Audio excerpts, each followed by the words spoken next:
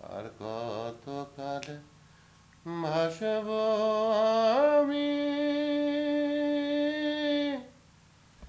দুঃখের সারি গাইয়া।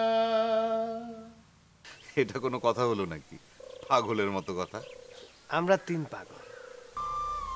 ওর মা নেই, আর ওর খুব কঠিন একটা অসুখ করেছে।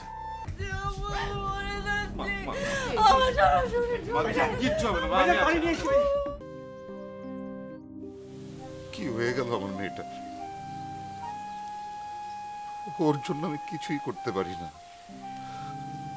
ও যখন ছটফট করে ওর পাশেও থাকতে পারি না।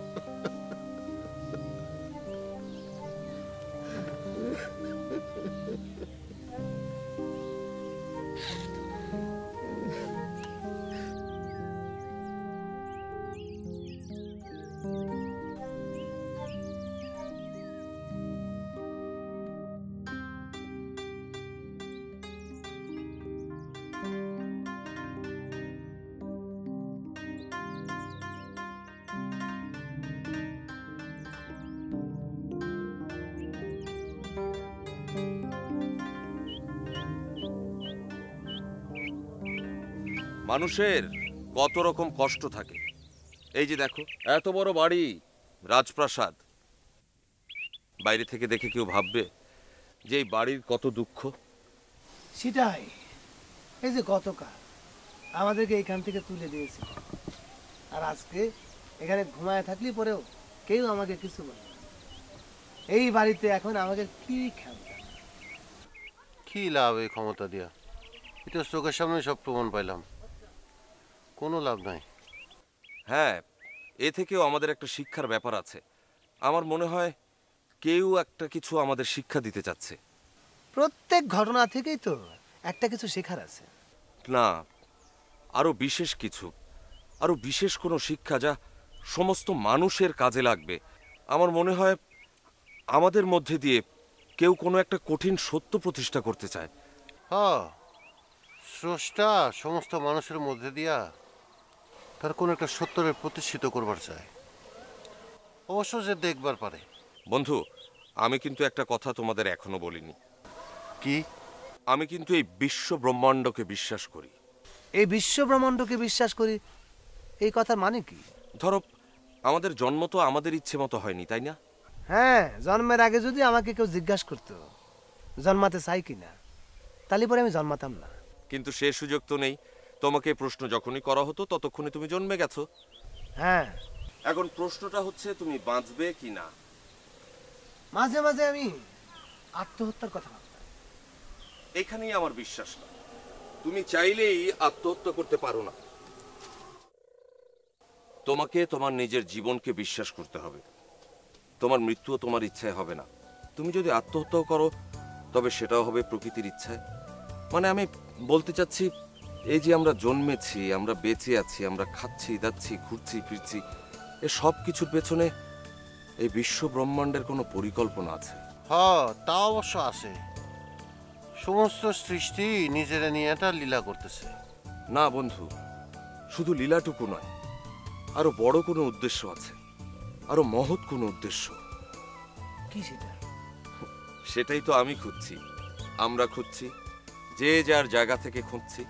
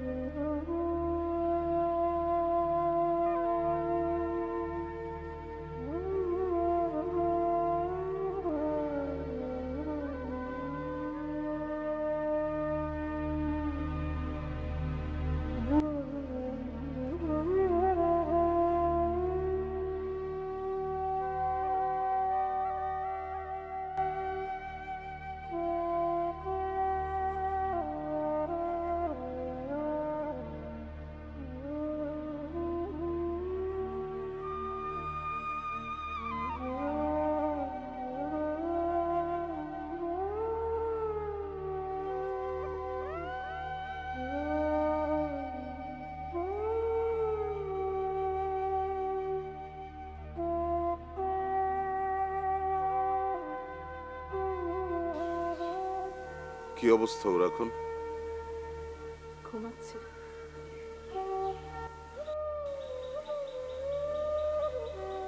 কি হয়ে গেল আমার মেয়েটার? এখন আমি কি করব? বুবু কি এমন করতেন? হ্যাঁ, কতদিন ছিল এই রোগ? 3-4 বছর। প্রথম থেকে মাঝে মধ্যে হতো, আমি ভাবতাম গরমে বুঝি এরকম করে, কিন্তু পরে দেখি শীতের মধ্যেও মাঝে মাঝে ছটফট করে। তখন তো বাথরুমে এরকম পানির ব্যবস্থা ছিল না, সে গিয়ে পুকুরে নেমে দাঁড়িয়ে থাকতো, রাত দুপুরে গোসল করত। অনেক ডাক্তার দেখালাম, কিন্তু সবার একই কথা, কই কিছু না। একটার পর একটা ডাক্তার বদলালাম, ঢাকা নিয়ে গেলাম, ইন্ডিয়া নিয়ে গেলাম, কিন্তু কিছুতেই কিছু হলো না। আপনি তো আমার কথা শুনবেন না। ডাক্তার যখন রোগ ধরতে পারছে না, তাহলে কবিরাজ দেখান। ওর মাকে পীর ফকির কবিরাজ কিছুই তো দেখাতে বাকি রাখিনি। মানুষ যখন অসহায় হয়ে পড়ে না, তখন খড়কুটাও আঁকড়ে ধরে। কে একজন বলেছিল সারা শরীরে মাটি মাখিয়ে সারাদিন বসে থাকতে, তাও করা হলো, লাভ হলো না কিছুই। মেয়েটার যন্ত্রণা চোখে দেখা যায় না। ও যখন ছটফট করে, তখন আমার কলিজার মধ্যে কেঁপে ওঠে। দেখি, ভাবছি ওকে নিয়ে সিঙ্গাপুর যাব, দরকার হলে ইউরোপ আমেরিকা। কবে? দেখি যত দ্রুত সম্ভব। আমি কাগজপত্র জমা দিয়েছি, এখন ভিসাটা হয়ে গেলেই চলে যাব। যা করার তাড়াতাড়ি করেন।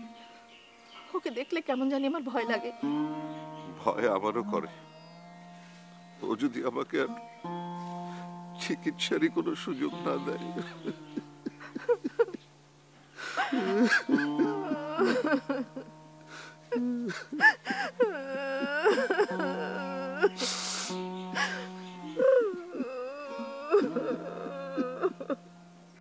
দোস্ত, আমরা ওর চিকিৎসা করব। আমরা ওর চিকিৎসা করব মানে? আমি এই বিশ্ব ব্রহ্মাণ্ডকে বিশ্বাস করতে চাই। আরে বাবা, সেটা তো শুনলামই, তুমি তো আগেই বললা যে বিশ্বাস করো। না, এখনো বোধহয় একটু সংশয় রয়ে গেছে। এবার পুরোপুরি আস্থা আনতে চাই। যা বলার একটু খুলে বলো তো। আমার বিশ্বাস, মানুষের শরীরে যদি কোনো রোগ হয়, তাহলে সেই রোগ সারানোর ক্ষমতা তার শরীরের ভেতরই আছে, সমগ্র প্রকৃতির মধ্যে আছে। শুধু ওষুধপত্র দিয়ে নয়, নিজের সঙ্গে নিজে কথা বলেও সেই রোগ সারিয়ে ফেলা সম্ভব। সেটা কিরকম? ধরো, আমি তো আলাদা একটা মানুষ, তাই না? হ্যাঁ, আমরা প্রত্যেকেই আলাদা মানুষ। এক অর্থে আবার আমরা কিন্তু আলাদা না। আমরা তিনজন তো একটা পাখি, তাই না? হ, তাও ঠিক। এক অর্থে আমাদের শরীরের প্রতিটি কোষ আলাদা। আমার ডান হাত আর বাম হাত তো এক না। এই যে আমার শরীর, এর ভেতরে কোটি কোটি কোষ। একটা মাত্র কোষ থেকে এই বিশাল শরীরের বিভাজন। তার মানে আমি নিজেই আসলে আলাদা একটা মানুষ, তাই না? আমি তো কিছু বুঝতে পারতেছি না। এই পৃথিবীর সমস্ত বস্তুরাজীব, সমস্তই আলাদা আলাদা একটা বস্তুকণা। সমস্ত বস্তুকণা একসাথে মিলে একটা পৃথিবী হয়েছে, কিংবা এই জগৎটা হয়েছে। আবার এই বস্তুকণার একটার সাথে আরেকটা নিবিড় সম্পর্কও আছে। ধরো, এই যে বাতাস, বাতাস না হলে তো আমরা বাঁচতাম না। এই যে ধরো গাছ, গাছ অক্সিজেন ছাড়ে, আমরা সেটা গ্রহণ করি। আবার আমরা কার্বন ডাই অক্সাইড ছাড়ি, গাছও কার্বন ডাই অক্সাইড ছাড়ে। তাহলে গাছের সঙ্গে তো আমাদের নিবিড় সম্পর্ক, তাই না? হ, গাছের সাথে, পানির সাথে, এই সমস্ত জগৎটার সাথে আমাদের একটা নিবিড় সম্পর্ক আছে। কিছু ছাড়া কিছুই বাঁচত না। হ্যাঁ, আমি তো এটাই বলতে চাচ্ছি। তাহলে আমাদের পুরো শরীরের সাথে, শরীরের প্রতিটা কোষের সাথে, এই সমগ্র জগতের সাথে, জগতের সমগ্র বস্তুকণার সাথে আমাদের কথা বলতে হবে। গুরু, গুরু, গুরু, আপনি কি বলেছেন আমি কিচ্ছু বুঝি নাই। আমার মাথার উপর দিয়ে গেছে। তারপর আমার মনে হচ্ছে কি জানেন, আপনি আমার গুরু। না না না না না এই, তুমি আমার গুরু। না না বন্ধু, আমরা গুরু।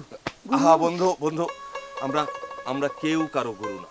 এই সমগ্র জগৎ মিলে একটি পাখি। হ্যাঁ,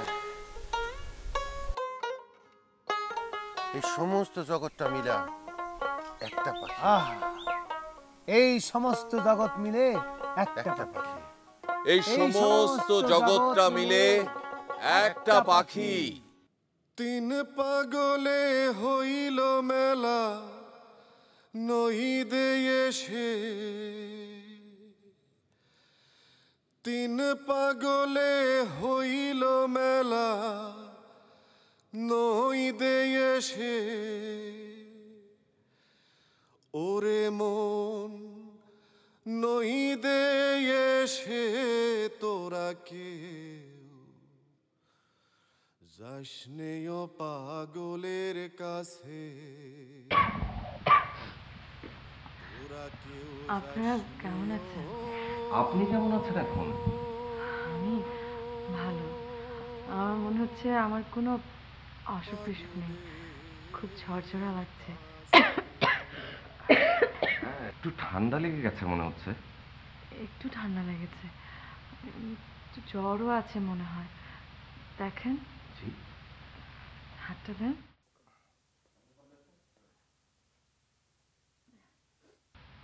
বেশ জ্বর তো। অনেক জ্বর। হ্যাঁ, আপনি দেখেন তো। আমার কাছে তো খুব বেশি মনে হচ্ছে না, মনে হচ্ছে কুসুম কুসুম গরম।